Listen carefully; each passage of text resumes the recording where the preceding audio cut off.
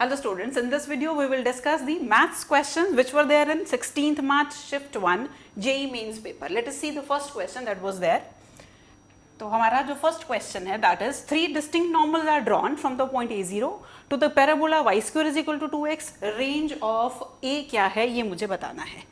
अब ये जो हमारा question है ये एक standard result पर based है. अगर मेरा पैराबोला हो y square is equal to 4ax और 4h0 से मैं नॉर्मल ड्रॉ कर रही हूँ, थ्री डिस्टिंक्ट नॉर्मल, तो मेरे पास रिजल्ट क्या है, h should be greater than 2a. अब अगर हम थोड़ा सा ध्यान दें, यहाँ h0 की बजाय मेरा पॉइंट है a0. ये a और ये a में कंफ्यूज मत होना, ये वाला a इज इस पैराबोला का a. अगर मैं इस पैराबोला से a उठाऊं y square is equal to 2x, तो ये मेरा 4 है, ये 2 है, सो a की वैल्यू 1/2. यहां पर डालोगे a को 1/2 तो क्या आया, h greater than 1. It means second option is my correct option. Now we go to the next question. Next question is a आपको दिया है आयोटा की टर्म्स में, a power 8 into x y is equal to 864. मुझे बताना है the how many solutions does this equation have. अब यहाँ पावर 8 में जा रही है तो मेरे पास कोई और रास्ता नहीं है, मुझे a पावर 8 तक कैलकुलेशन करनी ही पड़ेगी. आसान है, 2x2 मैट्रिसेस है, तो सबसे पहले हम a स्क्वायर कैलकुलेट करते हैं. Iota minus iota minus iota iota multiplied with iota minus iota minus iota and iota. Let us see what I am getting. Iota square plus iota square. Iota square is -1. It means this term is -2. Next, minus iota square that becomes 2. This will be 2. Similarly, this will be -2. तो ये है मेरे पास a square. अब a power 8 तक जाना है तो मैं क्या करूं, मैं a square into a square कर दूं. उससे क्या होगा, a पावर 4 डायरेक्टली मिल जाएगी. इंस्टेड कि मैं पहले a क्यूब निकालूं फिर a 4 निकालूं, मैं इसको सीधा सीधा a पावर 4 पे ले जा रही हूँ. a पावर 4 का मतलब है मैंने इसको इसी से मल्टीप्लाई कर देना है. देखो जरा अब क्या मिला मुझे, यहां से आपके पास आया 4 + 4 8 -8, this will be -8, this will be 8. ठीक है जी. तो अब अगर a पावर 8 आप करेंगे तो आपको समझ में आ रहा होगा कि मेरे पास a पावर 8 क्या बनेगा. a पावर 8 मेरे पास बन जाएगा 128 -128 -128 एंड देन 128. मुझे क्या चाहिए, a power 8 into x y. तो मुझे अब इस टर्म को एक्स वाई मेट्रिसेस से मल्टीप्लाई करना है और मेरा एंड रिजल्ट जो दिया है दैट इज 8 and 64. लो जी, अब अगर हम यहाँ से अपनी इक्वेशन फ्रेम करें तो 128x minus 128y is equal to 8. So I am writing 128 into x minus y is 8. So x minus y is 8 upon 128. 8 upon 128 करोगे तो क्या आ जाएगा, 1/16 आ जाएगा मेरे पास. This is 1/16. सेकेंड इक्वेशन अगर मैं देखती हूं तो -128x प्लस 128y, मैं -128 को बाहर निकाल दूं, x minus y is equal to 64. यहां से x माइनस वाई क्या आएगा, -1/2. अब x माइनस वाई 1/16 भी हो और -1/2 भी हो, ये तो पॉसिबल ही नहीं हो सकता. इसका मतलब मेरा आंसर क्या होना चाहिए, 2 सॉल्यूशंस. देखो जरा मेरा जो आंसर बन रहा है इस केस में दैट इज 2 solutions. नेक्स्ट है मेरे पास, if x square plus y square is 25, circle है obviously whose chord is tangent to this, then locus of mid point of chord. यहां पर भी हम 2 स्टैंडर्ड रिजल्ट यूज करने वाले हैं. पहला equation of chord of the circle with given mid point और दूसरा पैराबोला पर स्टैंडर्ड टेंजेंट की इक्वेशन. हम क्या करेंगे, सबसे पहले mid point equation of the chord with given midpoint t is equal to s1. अगर मैं मिड पॉइंट को h के एज्यूम कर लूं तो t is equal to h1 से मेरी इक्वेशन क्या बन जाएगी, hx plus ky is equal to h square plus k square. 25 दोनों तरफ से आपका कैंसिल हो जाएगा. अब मुझे क्या करना है, मुझे इसको टेंजेंट की इक्वेशन लिखनी है। टेंजेंट की इक्वेशन क्या होती है मेरे पास, हाइपरबोला के केस में y is equal to m x plus minus under root a square m square minus b square. तो अगर आप, हमें कहा गया इसका टेंजेंट इसकी कॉर्ड और उसकी मिड पॉइंट का लोकस, मतलब मुझे आंसर एच के की टर्म में चाहिए, और ये दो चीजें एक ही इक्वेशन की रिप्रेजेंटेशन, ये भी मुझे समझ में आती है। तो मैं यहां से क्या करती हूँ, I write k y as minus h x plus h square plus k square, so that gives me y is equal to minus h by k into x plus h square plus k square upon k. अगर मैं इन दो terms को, इन दो equations को compare करूं तो मुझे क्या समझ में आ रहा है, मुझे समझ में आ रहा है कि मेरी m की वैल्यू है माइनस एच बाई के और H square plus k square by के है under root 9m square minus 16। तो मुझे क्या करना है, मुझे इन दोनों को इक्वल कर देना है। तो क्या आ जाएगा मेरे पास, h square plus k square by k is equal to under root 9m square minus 16। यहाँ m को डाल देते हैं माइनस एच बाई के, तो क्या हो गया, h square plus k square by k is equal to 9 h square upon k square minus 16। अब आप जब इसमें स्क्वायरिंग बोथ साइड्स करेंगे, ये डिनोमिनेटर के स्क्वायर, ये भी के स्क्वायर कैंसिल हो जाएगा, और स्क्वायरिंग करके you will reach at your final answer, right. So my final answer will be third one, 9x square minus 16y square is equal to x square plus y square whole square, क्योंकि and में आप h k को किससे replace करते हो, locus निकालते हुए x और y से। Next question is A, B, C are three numbers where B is A plus C and standard deviation of A plus 2, B plus 2, C plus 2 is given to be D. Then which of the following statement is true? Again the question was very conceptual. अगर आपको ये बात मालूम है, याद है कि मैं ए बी सी की स्टैंडर्ड डिविएशन निकालूं या a plus two b plus two c plus two की स्टैंडर्ड डिविएशन निकालूं, दोनों में कोई फर्क ही नहीं रहता। If you remember this concept your calculation becomes quite easy. लेकिन अगर आप a plus two b plus two c plus two से जाएंगे, ऑब्वियसली आंसर तो आएगा लेकिन टाइम बहुत ज़्यादा लग जाएगा। तो हम क्या करेंगे, इंस्टेड में इन तीन के स्टैंडर्ड डिविएशन निकालूं, मैं ए बी सी की स्टैंडर्ड डिविएशन निकाल देती हूँ। स्टैंडर्ड डिविएशन डी दे रखी है, मैं वेरिएंस में ही चली जाती हूँ क्योंकि आंसर्स में सब कुछ स्क्वायर में ही जा रहा है मेरे पास अदरवाइज भी। तो मैंने क्या लिखा, मैंने लिखा d square is equal to a square, variance का formula summation x i upon n minus summation x i upon n whole square. ये टर्म है मेरे पास डी स्क्वायर, और एक बड़ा important relation b is equal to a plus c दे रखा है मुझे।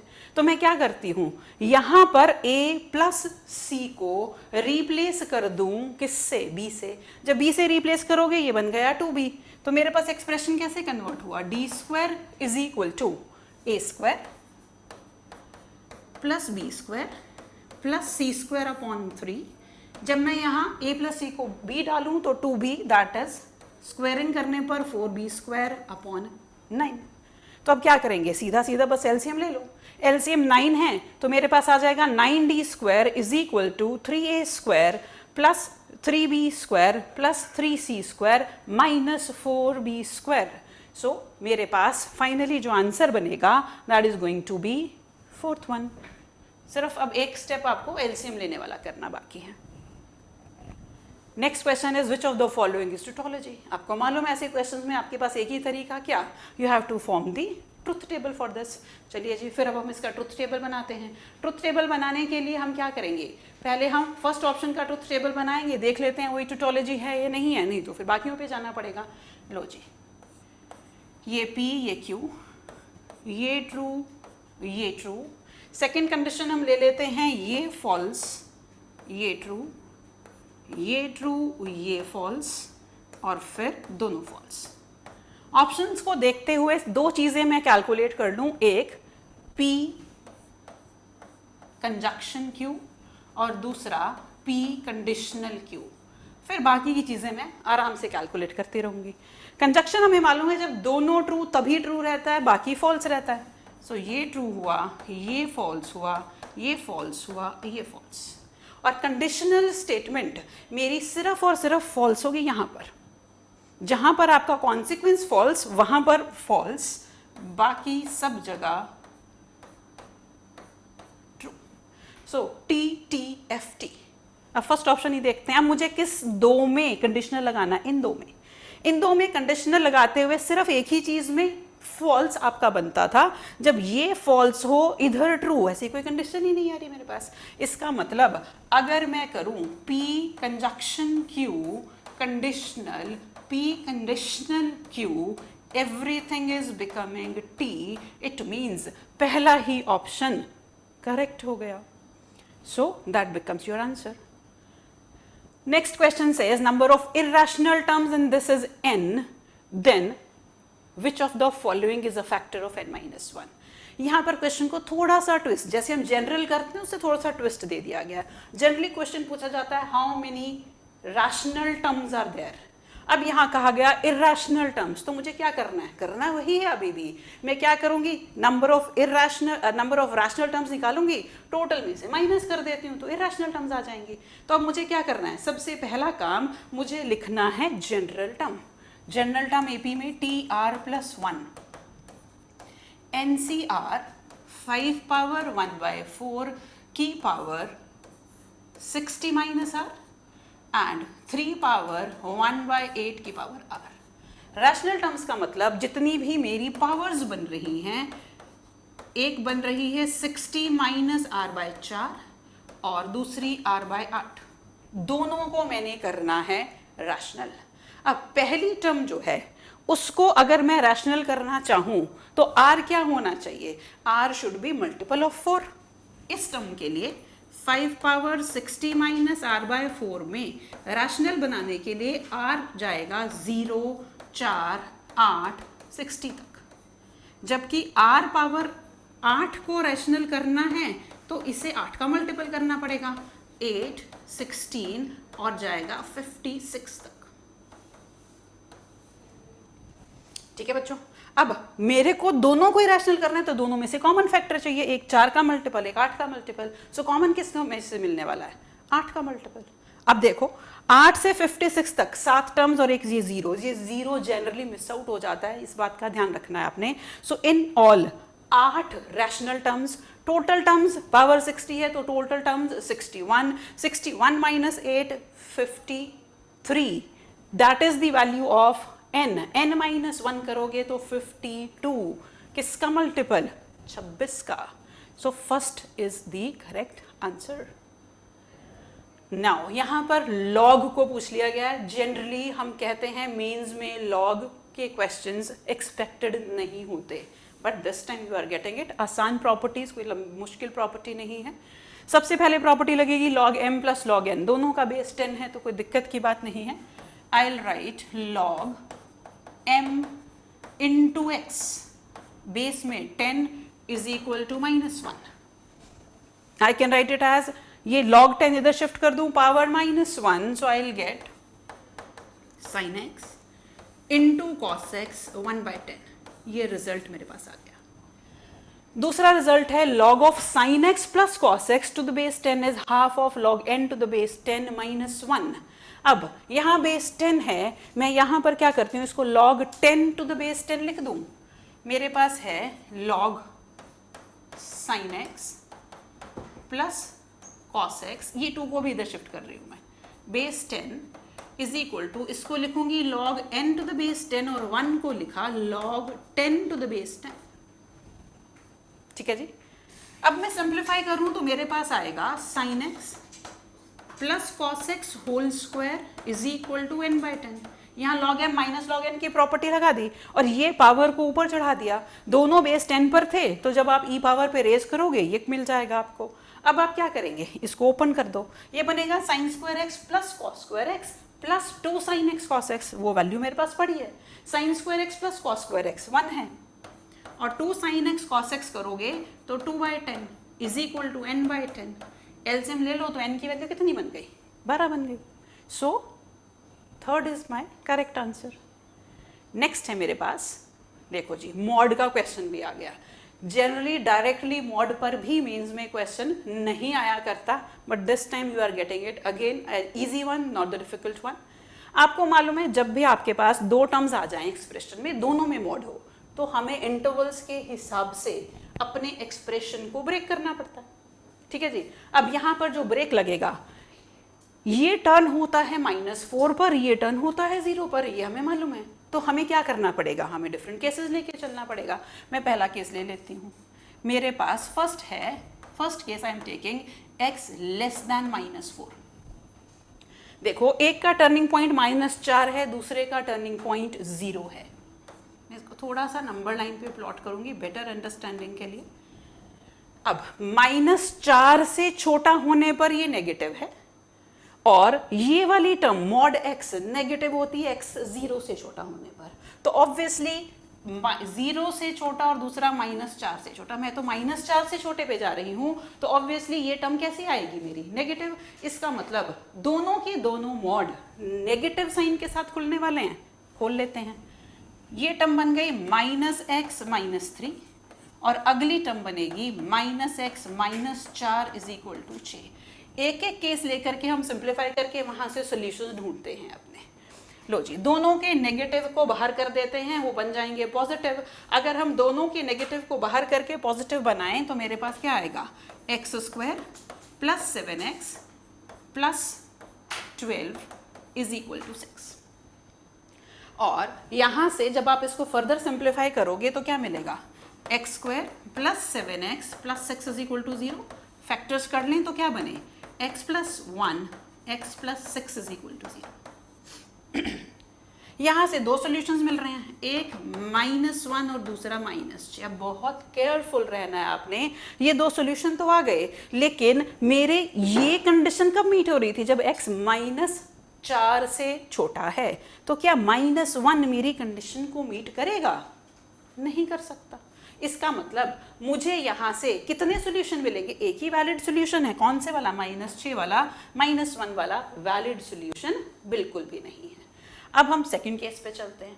सेकंड केस में अब हम क्या करेंगे, अब हम -4 और 0 के बीच में रिस्ट्रिक्ट करते हैं, क्योंकि अगर मैं सिंपली कह दूं x -4 से बड़ा, तो आपको पता है 0 तक जब आप रहेंगे तो ये नेगेटिव के साथ खुलेगा, और 0 के आगे जाएंगे तो पॉजिटिव के साथ। तो बहुत दिक्कत वाली बात। सो हम अपने आप को रिस्ट्रिक्ट कर रहे हैं कहाँ पर, हम कह रहे हैं x की वैल्यू लाई करे -4 और 0 के बीच में। इसको कह देते हैं केस 2। लो जी, -4 से 0 के बीच में जब आप हैं तो ऑब्वियसली ये खुलेगा प्लस के साथ और ये खुलेगा माइनस के साथ। इसका मतलब -x -3 into x + 4 is equal to 6। नेगेटिव बाहर कर दूं तो -x + 3 x + 4 is equal to 6। x² + 7x + 12, ये उधर शिफ्ट किया तो -6, और इधर ले आऊं तो +18। अब इस क्वाड्रेटिक को सॉल्व करना है। देखो जरा, यहां पर डिस्क्रिमिनेंट ही आपका नेगेटिव हो जा रहा है। b² - 4ac नेगेटिव, मतलब x की कोई रियल वैल्यू मिलने ही नहीं वाली। तो अभी तक दो केसेस के डिस्कशन में मुझे एक ही सॉल्यूशन मिला है। अब तीसरा केस देखते हैं जरा। तीसरा केस क्या है मेरे पास, मेरा जो तीसरा केस जाएगा, अब तीसरे केस में हम कहाँ जाएंगे, तीसरे केस में हम अब जाएंगे 0 से बड़ी वैल्यूज पर। -4 से छोटी वैल्यू देख ली, -4 और 0 के बीच की वैल्यू देख ली, तो अब एक ही चीज बची है मेरे पास। क्या बचा है मेरे पास, जब x 0 से बड़ा हो जाए। जब x 0 से बड़ा हो जाएगा तो सभी कुछ पॉजिटिव हो जाएगा। लो जी, फिर बना देते हैं केस 3। केस 3 हमने लिया x 0 से बड़ा, everything is positive. x -3 x + 4 is equal to 6. That gives me x² + x -12 इधर से और -6 इधर से। So x² + x -18 is equal to 0. Quadratic है, फिर से फैक्टर करने हैं। अब फैक्टर करने के लिए -18 और 1 ऐसे तो होने नहीं वाले, इरेशनल फैक्टर आने वाले हैं, तो फॉर्मूला से निकालना पड़ेगा। x is equal to -b + -b² -4ac/2a। यहाँ पर आप देखो, जब आप ये नेगेटिव साइन लोगे तो x नेगेटिव में चला जाएगा, और जब पॉजिटिव लोगे तो ऑब्वियसली इसका स्क्वायर रूट 1 से बड़ा ही है, सो पॉजिटिव वैल्यू मिलेगी। तो यहाँ पर भी अब पॉजिटिव वाला सॉल्यूशन एक्सेप्ट करना है, क्योंकि कंडीशन क्या ले रही हूँ मैं, x greater than equal to 0। So एक सॉल्यूशन यहाँ से मिला, एक पहले केस से मिला था। So in all how many solutions do I have got 2 solutions. So my answer is 2 solutions. Next question, vector दिया है, it is rotated 45 degree counter clockwise. Counter clockwise you should be able to make out anti clockwise about origin, and the new vector is this, find the area of the triangle whose coordinates are 0 0 0 beta and alpha beta। अच्छा question था, simple question था, conceptual question था। लो जी देखते हैं क्या करना है मुझे। यहाँ पर ये मेरा x और y एक्सिस, पहला दिया है √3i + j। इसका मतलब अगर मैं ये फैक्टर लूं तो ये पॉइंट है √3 and 1, and what will be this angle, slope क्या बन जाएगी। अगर हम वेक्टर के लाइन के हिसाब से देखें तो मेरी जो स्लोप इस केस में बनी वो 1/√3, मतलब ये 30 डिग्री एंगल हो गया। अब मैंने क्या किया, इसको 45 डिग्री रोटेशन दी है anti clockwise, counter clockwise direction में।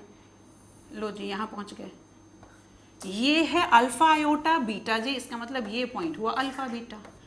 अब यहीं से हम पहले अपने कोऑर्डिनेट्स ढूंढें, 0 बीटा अल्फा बीटा 0 0, ये तो हो गया 0 0।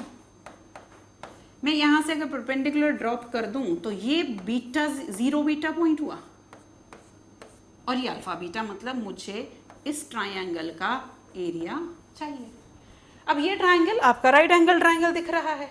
अगर ये राइट एंगल ट्राइंगल है, इसमें ये पॉइंट अल्फा बीटा, तो ये डिस्टेंस अल्फा ऑब्वियसली, ये बीटा है, तो एरिया क्या हो गया, area in this case is half of alpha beta. इसका मतलब पूरी कहानी कहाँ के रुक गई, मुझे अल्फा और बीटा चाहिए। बहुत आसान मेरे लिए निकालना। ये 45 डिग्री का मैंने दिया रोटेशन। अब ये जो आपका वेक्टर है, लेटर से इसको O कह देते हैं, इस पॉइंट को A कह दें, तो ये एक्स एक्सिस के साथ 75 डिग्री का एंगल बना रहा है, और ये OA का मैग्नीट्यूड, जो OB का मैग्नीट्यूड वही OA का मैग्नीट्यूड, क्योंकि उसी को रोटेट किया हमने। OB का मैग्नीट्यूड 3² + 1² √2। इसका मतलब कैन आई से alpha will be 2 cos 75 and beta will be 2 sin 75। बस ये काम हो गया मेरा। हाफ अल्फा को डाला 2 cos 75 और बीटा को डाला 2 sin 75। ये cancel, 2 sin a cos a sin 2a sin 150 degree, और इसकी वैल्यू बताने की ज़रूरत मुझे नहीं है। नेक्स्ट क्वेश्चन देखते हैं। Number of solutions of this equation, आसान ही था, थोड़ी कैलकुलेशन ज़्यादा है बस, और कुछ नहीं। यहाँ पर sin²x, यहाँ पर cos²x। और ऐसे क्वेश्चंस में एक बात जो बहुत ध्यान देने जैसी होती है, इंटरवल, क्योंकि अगर 0 से पाई दिया है तो आंसर कुछ और बनेगा, 0 से 2 पाई दिया तो आंसर एंटायरली चेंज हो जाएगा। सो चलो सबसे पहले तो सोल्यूशन करते हैं। जब हम इसको सोल्यूशन करने लगे हैं तो मेरे पास लिखा है 81 पावर sin²x, और cos²x को मैं कर देती हूँ 1 माइनस cos²x, सॉरी cos²x है तो इसको हम लिखेंगे 1 minus sin²x। We will write it as 1 minus sin²x is equal to 30। अब क्या करो, आपको दिख रहा है 81 पावर sin²x इधर भी आएगा और 81 पावर माइनस sin²x इधर भी आएगा। इसी टर्म को पुट कर लेते हैं। क्या पुट करते हैं, 81 पावर sin²x को t डाल दो। जब t डालोगे तो देखना जरा एक्सप्रेशन क्या बना, t प्लस ये 81 पावर 1 ऊपर रहेगा, ये नीचे लाके t कर दो इज इक्वल टू 30 आ जाएगा। ठीक है जी, एलसीएम ले लो, t² minus 30t plus 81 is equal to 0। Factor करने हैं 27 और 30, सीधा सीधा दिख रहे हैं मुझे। t माइनस 27 एंड ये इसको थोड़ा सा we will write it like t minus 27 and t minus 3। तो मेरे पास t की दो वैल्यूज बन रही हैं, एक 3 और एक 27। t किसको लिया था मैंने, 81 पावर sin²x को, एक बार 27 से इक्वेट करोगे और एक बार 3 से करेंगे। एक पार्ट मैं कर रही हूँ, दूसरा आप खुद से कर सकते हो। यहाँ पर बेस अभी सेम नहीं है, लेकिन दोनों 3 की पावर में कन्वर्ट हो जाएंगे। तो इसको लिख देते हैं 3 पावर 4 साइन स्क्वायर एक्स, और इसको लिख देते हैं 3 cube. Base same, power equate कर लो। जब पावर को इक्वेट किया तो मेरे पास आ गई वैल्यू साइन स्क्वायर एक्स की 3/4। तो साइन एक्स की 2 possible values plus minus under root 3/2। मेरा इंटरवल 0 से पाई मतलब नेगेटिव वैल्यू, तो साइन एक्स की भूल ही जाओ, क्योंकि 0 से पाई में साइन पॉजिटिव रहता है। लेकिन एक बात नहीं भूलना कि साइन एक्स 0 से पाई में 2 जगह रूट 3/2 वैल्यू लेगा। ग्राफ देख लो साइन का, ये है साइन एक्स का ग्राफ। रूट 3/2 वैल्यू 2x के लिए आती है, ये आपको मालूम है। ऐसे ही जब आप इसको 3 से इक्वेट करोगे तो यहां से 4 sine square x is equal to 1 बन जाएगा। वहां से भी एक पॉजिटिव वैल्यू x की मिल रही है, उसके करस्पॉन्डिंग 2 वैल्यूज आपको मिलने वाली हैं। सो इन ऑल क्या आंसर होना चाहिए? 4 सोल्यूशन। 2 यहां से मिले, ऐसे ही 2 आपको सेकेंड पार्ट से मिल जाएंगे। Next question, 1 card is missing out of 52 cards, then out of remaining 51 cards, 2 cards are drawn. If both the cards are found to be spade, then the probability that missing card was not spade. Question को पढ़ करके समझ तो हमें आ गया, Bayes theorem लगनी है। यहाँ पर एक ट्रिक है, कार्ड was not spade।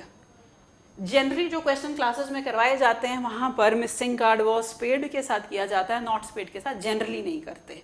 तो अब हमें, आपको पता है बेस थ्योरम अगर मुझे लगानी है तो मुझे अपने E1, E2, A ये सब कुछ आइडेंटिफाई करना है। तो लो जी, E1 लेट अस से मिसिंग कार्ड स्पेड। E2 क्या है, दूसरी पॉसिबिलिटी क्या है, मिसिंग कार्ड नॉट स्पेड। और दोनों के साथ एक इवेंट जो हो ही रहा है, जो डेफिनेट है, दिख ही रहा है, क्या 51 कार्ड्स में से हमने 2 कार्ड को ड्रॉ किया, दोनों स्पेड हैं, ये डेफिनेट है। तो ये मेरा ए इवेंट हो गया। ये अगर ए इवेंट हो गया तो मेरे पास ए इवेंट क्या है, both cards, both drawn cards, both drawn cards spade।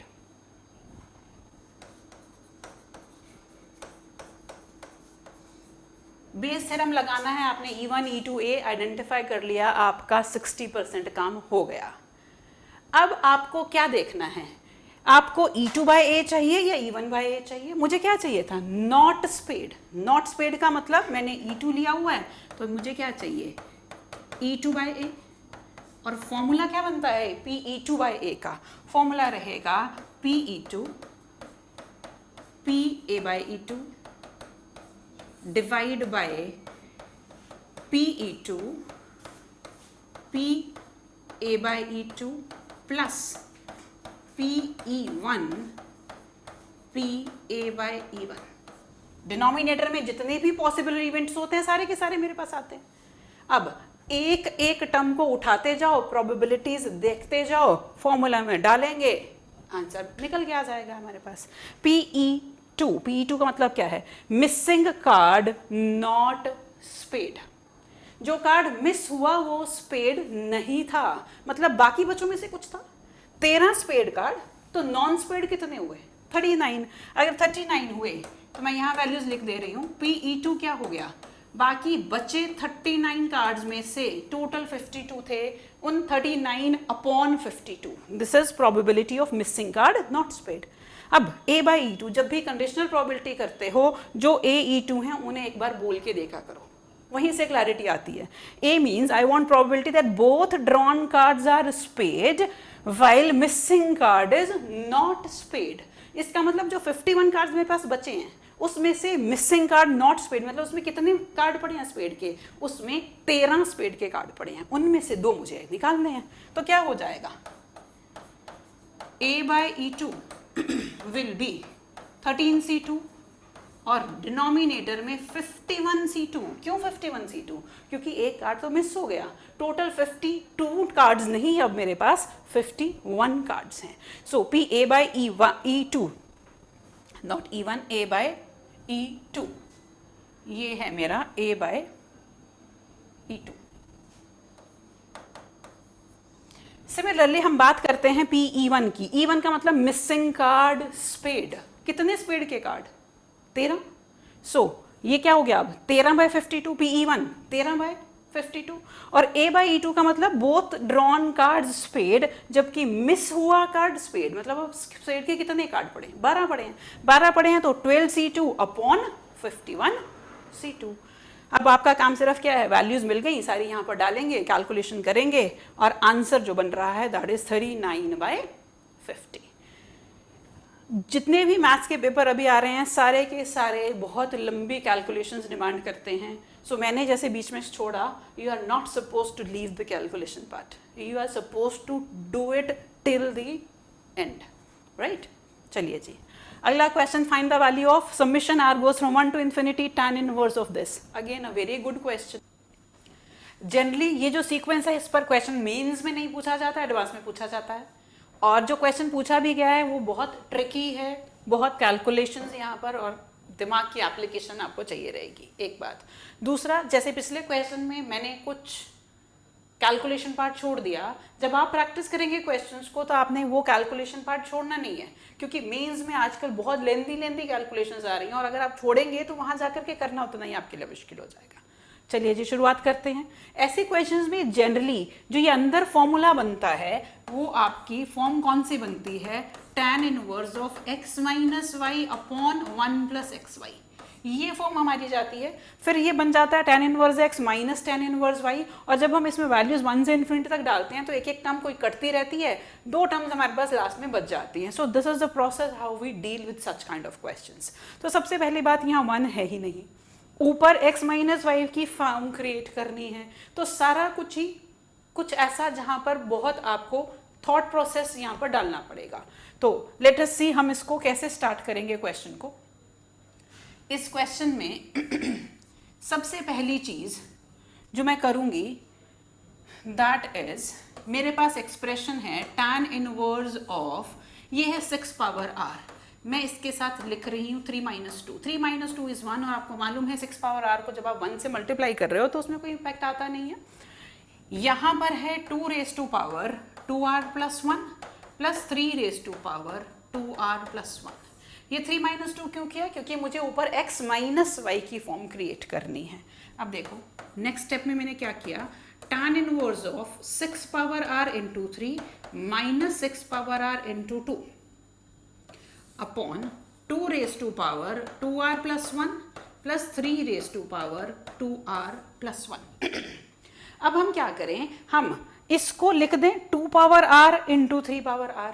जब मैं इसको 2 पावर r 3 पावर r लिखूंगी तो ये मेरा किस तरीके से कन्वर्ट हुआ, ये बन जाएगा tan inverse of 2 power r 3 power r और 3 की पावर 1, इट मीन्स 3 की power r plus 1। Next term जब आप करोगे तो 3 पावर r बनेगा और 2 की पावर r प्लस 1 बन जाएगा। मैं इसको नीचे लिख देती हूँ, यहाँ पर ये I am writing this expression here. This expression becomes tan inverse of, ये स्टेप हमारा 2 power r into 3 power r, तो इसको क्या लिखा था हमने 2 पावर r 3 की पावर r प्लस 1, और इसी तरीके से अगला क्या हो जाएगा 2 की पावर r प्लस 1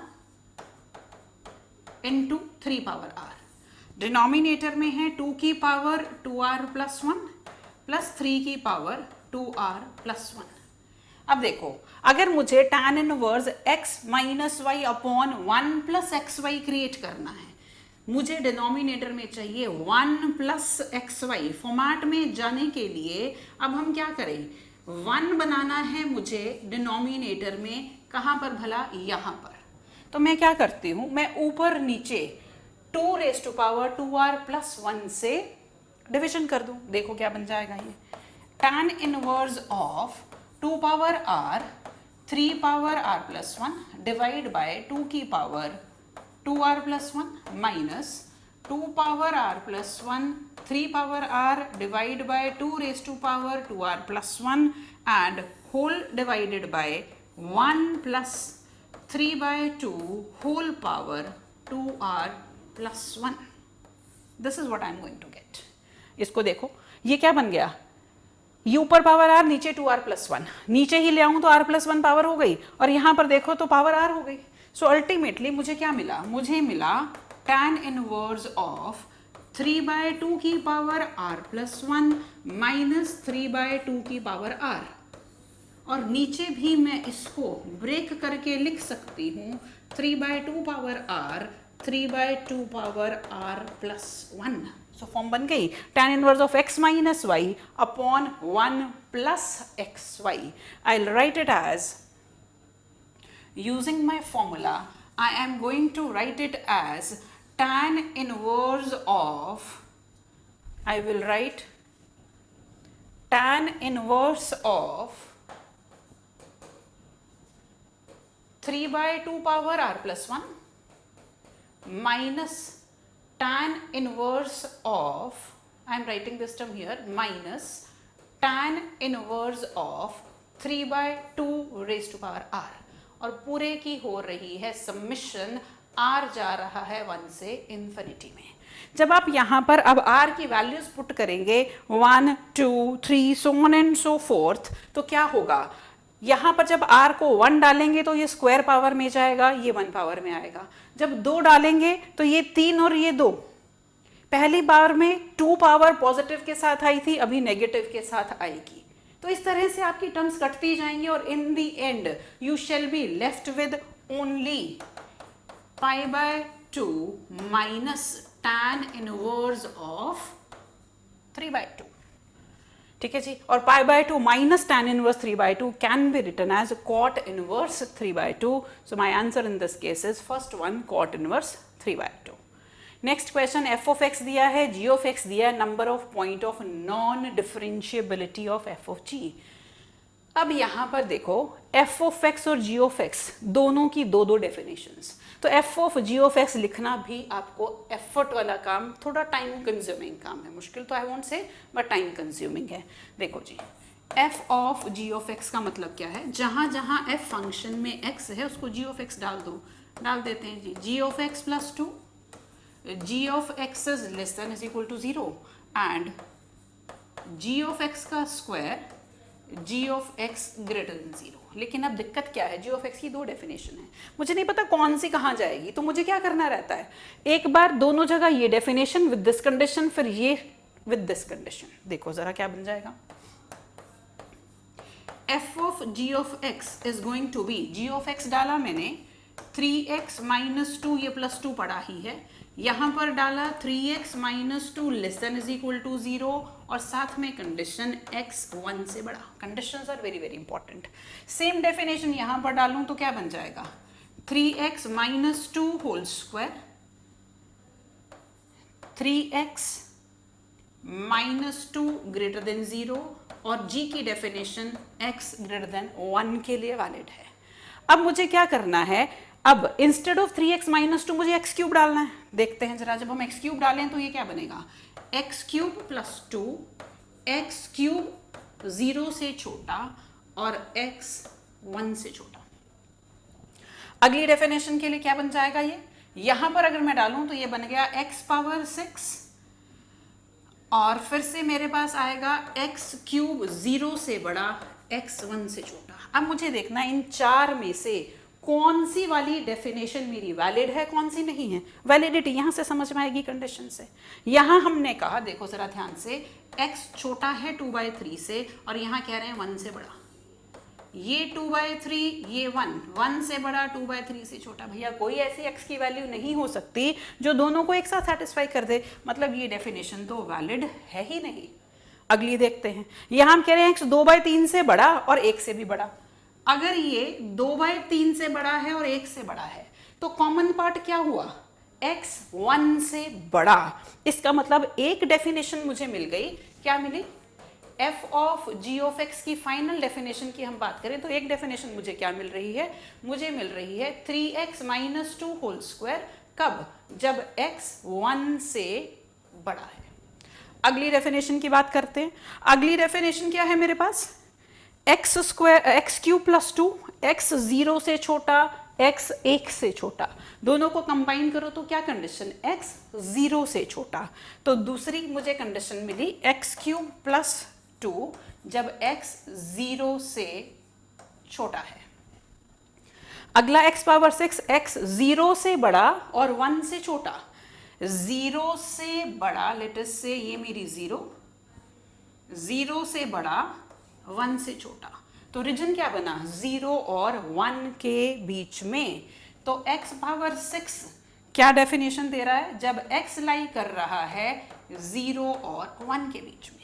तो अब मेरे पास जो फाइनल f(g) बन गया है वो मैं यहां पर लिख देती हूं।